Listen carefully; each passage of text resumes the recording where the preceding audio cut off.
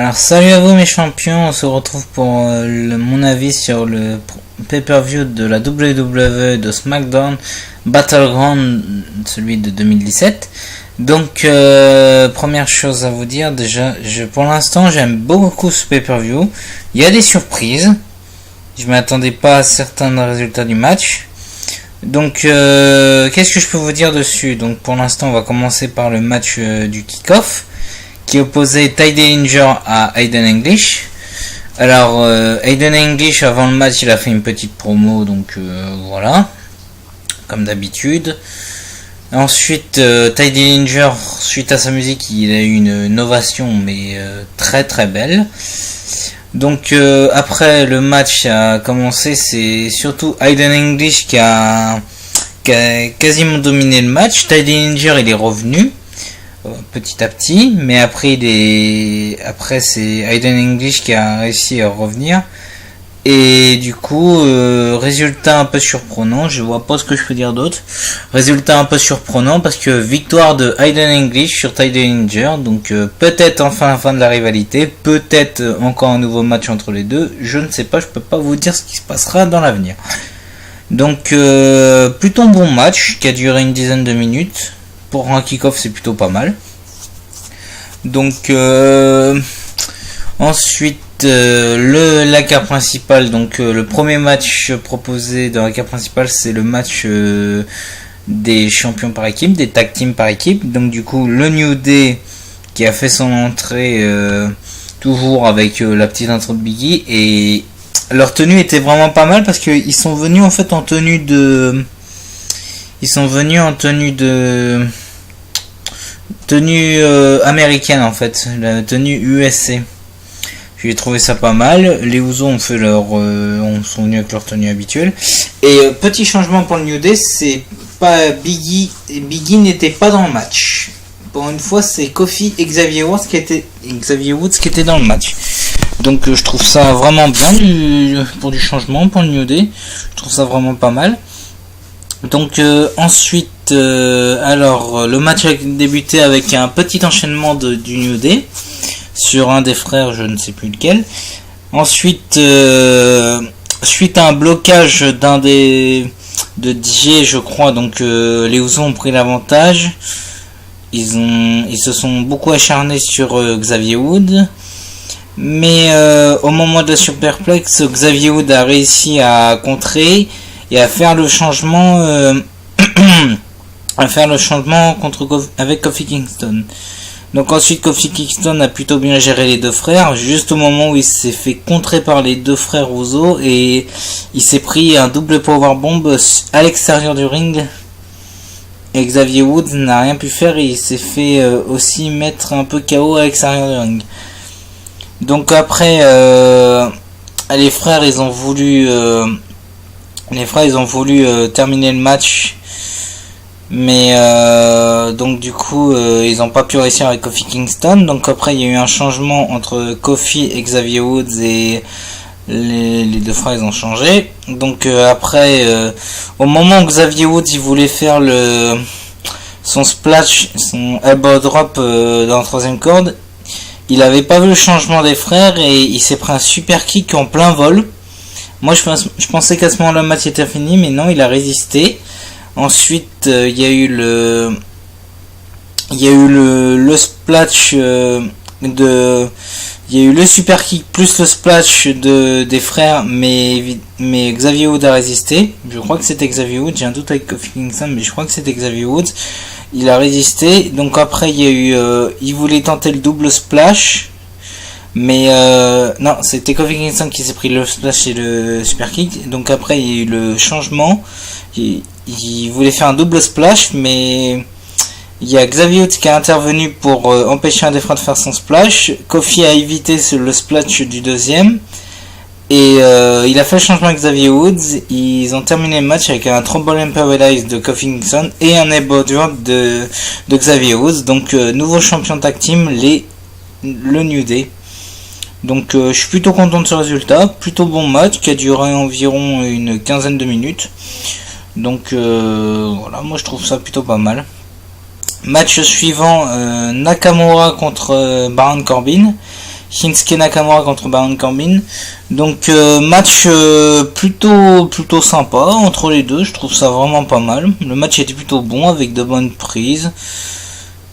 Avec presque Hell's Gate de Nakamura sur Corbin. Avec Baron Corbin qui a montré sa supériorité physique avec notamment une prise de l'ours sur Nakamura. Et donc il y a eu des enchaînements entre les deux. Il y a eu plutôt une domination de Baron Corbin. Donc ensuite, à la fin du match, Nakamura commence à revenir, mais Corbin a décidé de terminer le match en se faisant disqualifier en portant un coup dans les parties de Nakamura. Donc victoire de Nakamura par disqualification. Et après l'après-match, Corbin a attaqué Nakamura avec sa mallette et a fait le End of Days.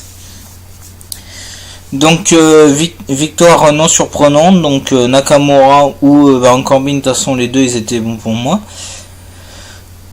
Excusez-moi. Donc le match a duré 12 minutes environ. Donc environ 12 minutes. Je fais les chiffres de tête, les champions, donc voilà.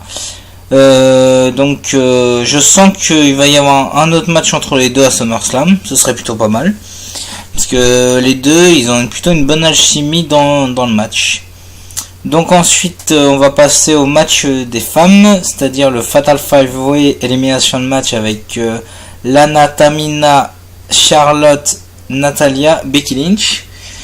Donc juste avant, Naomi a fait son entrée pour voir le match.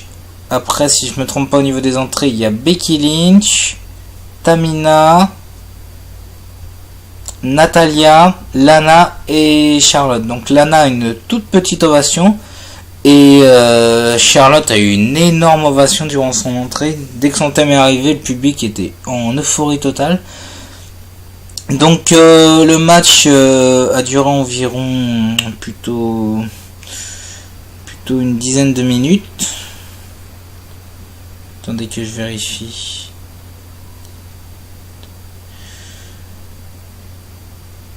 Oui, le match a duré plutôt 10 minutes. Le match a duré entre 10 et 12 minutes. Plutôt une bonne durée. À mon goût, c'est plutôt une bonne durée pour ce type de match. Donc là, on en a eu beaucoup des prises. Du Dishammer, du Sharpshooter, du Samoan Drop, du Moonsault. Donc on a eu beaucoup de prises entre les femmes. Petit point qui m'a agacé dans le match, Tamina qui protégeait toujours Lana. Ça m'a un peu énervé, donc voilà. Au niveau des éliminés, donc plutôt déçu de la première éliminée qui était Tamina. Pour moi c'était ma favorite. Donc on sentait beaucoup une rivalité beaucoup entre Becky Lynch et Charlotte avec contre Tamina et Lana, mais plutôt déçu de la première éliminée qui était Tamina par Becky Lynch justement suite au Dishammer de cette dernière. Ensuite 2 minutes après il y avait Lana éliminée par Becky Lynch. 30 secondes plus tard Natalya qui a éliminé Becky Lynch suite à un roll-up. Donc finale entre les deux blondes Natalya et Charlotte. Donc Charlotte a tout tenté, le Big Boot, le Moonsault, la prise en 8, elle a tout tenté pour battre Natalya, mais malheureusement Natalya a survécu à tout, et c'est cette dernière qui a remporté le match suite à un contre du Moonsault de Charlotte avec ses genoux et après avoir mis sa tête dans le coin du ring, sur l'espèce de coussin dans le coin du ring, et du coup Charlotte était KO et Natalya remporte ce match. Juste après le match, du coup il y a eu Naomi qui voulait serrer la main de Natalya, mais Natalya s'en foutait, donc du coup il est parti, voilà. Prochain match, pour moi, un des meilleurs matchs de la soirée pour l'instant, parce que ce match-là est vraiment très très très bon. Kevin Owens contre le champion des États-Unis, AJ Styles, pour justement le titre des États-Unis. Donc un match qui a duré 18 minutes à peu près, 18 à 19 minutes, plutôt une bonne durée entre ces deux-là. J'aurais préféré un tout petit peu plus longtemps, mais c'est plutôt une bonne durée entre les deux. Donc simplement l'entrée de Kevin Owens et AJ Styles, une ovation mais de énorme. Alors le match commence, il y a eu tout dans ce match. Moonsault, non pas Moonsault, 450 Splash, Cannonball, Calf Crusher, Crossface, des tentatives de finisher mais qui n'ont jamais abouti. Bomb et la finition de AJ Styles. Je me rappelle plus ce que c'est, je me rappelle plus du nom, donc voilà.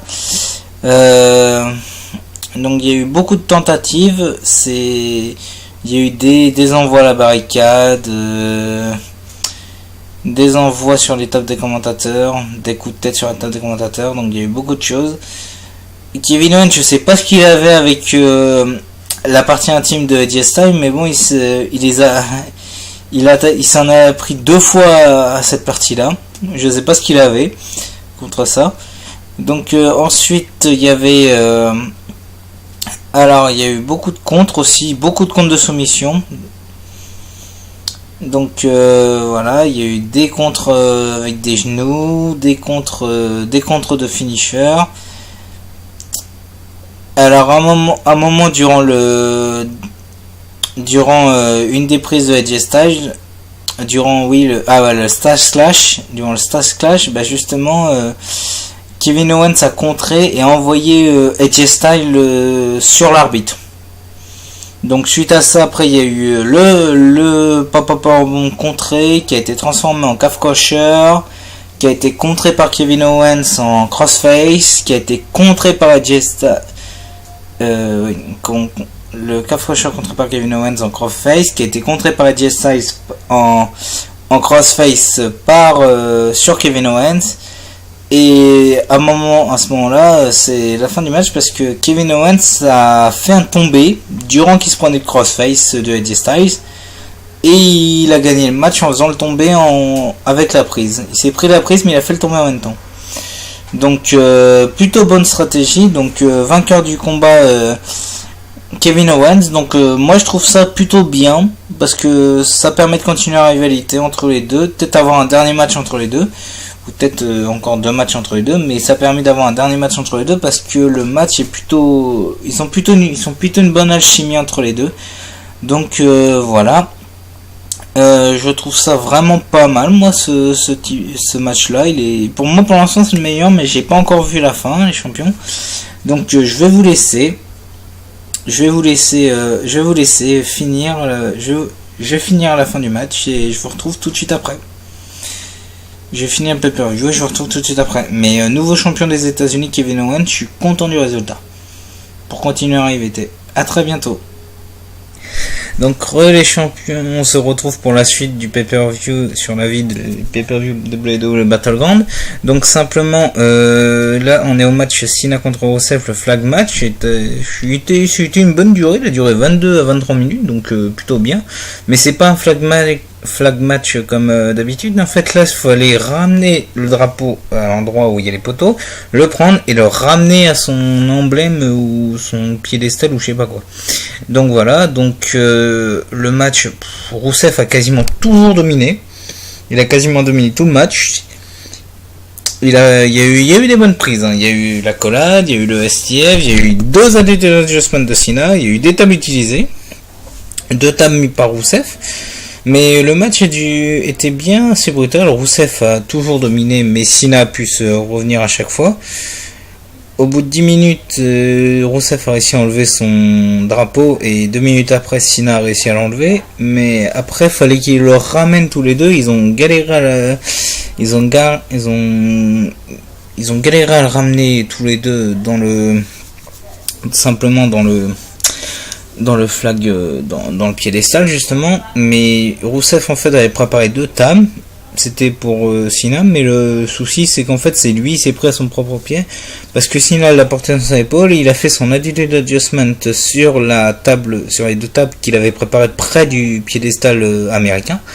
Et après Cena pour poser son drapeau. Donc une bonne durée de match, un bon match un peu violent. Donc le match était plutôt pas mal, mais je m'attendais à mieux quand même d'un flag match.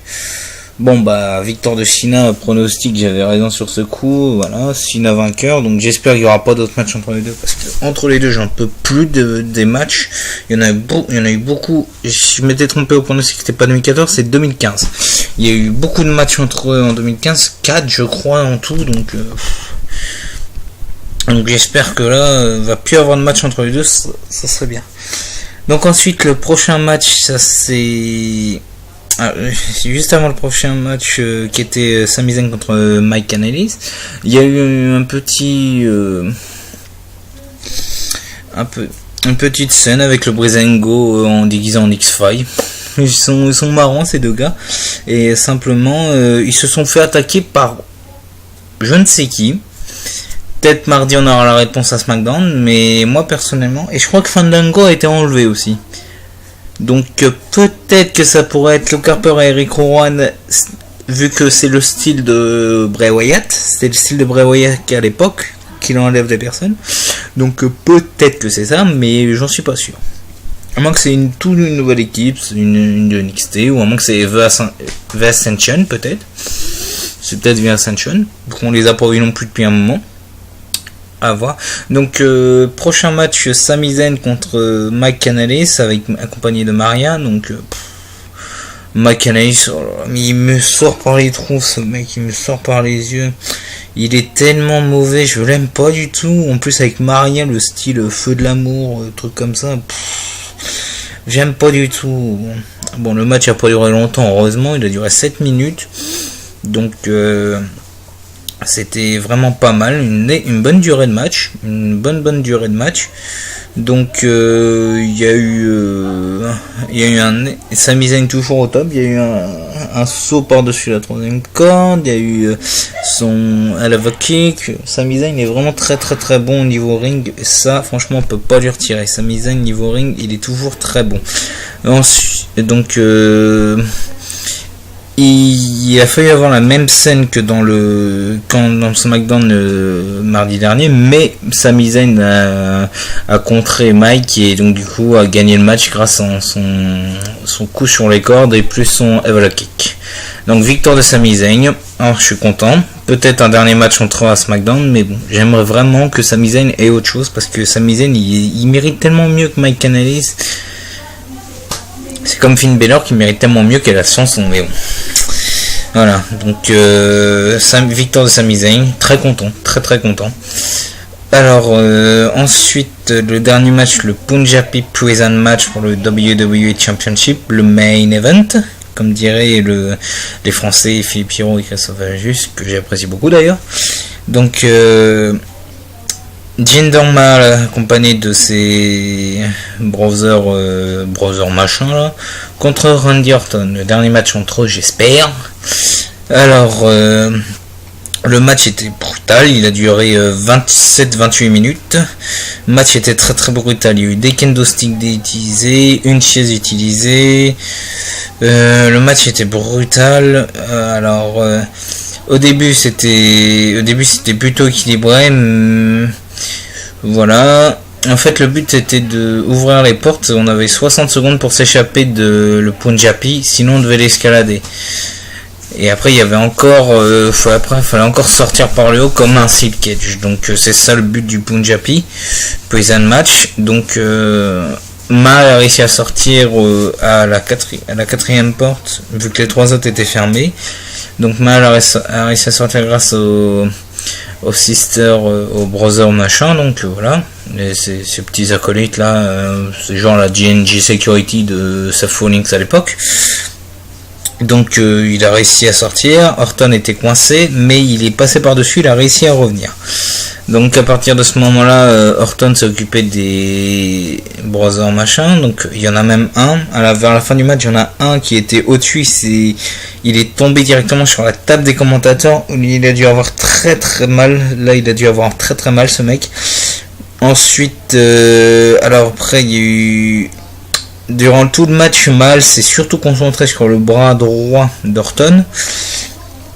Et à un moment, Orton, il n'en pouvait plus, il saignait du bras droit, je le voyais à travers le sang, il avait les marques des kendo, parce que les kendo, ils ont été beaucoup utilisés dans ce match, et Orton avait les marques des kendo et tout, il saignait sur tout le bras, donc surtout que c'est le point faible de notre cher Orton. Donc là, il a dû avoir très très mal, les champions.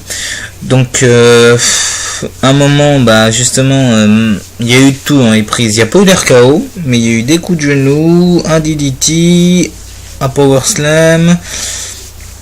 Il y a eu beaucoup de prises dans ce match. Il y a eu beaucoup de risques aussi de la part de Orton et Mal. Alors je vais vous expliquer la fin du match parce que je ne sais pas quoi d'autre dire.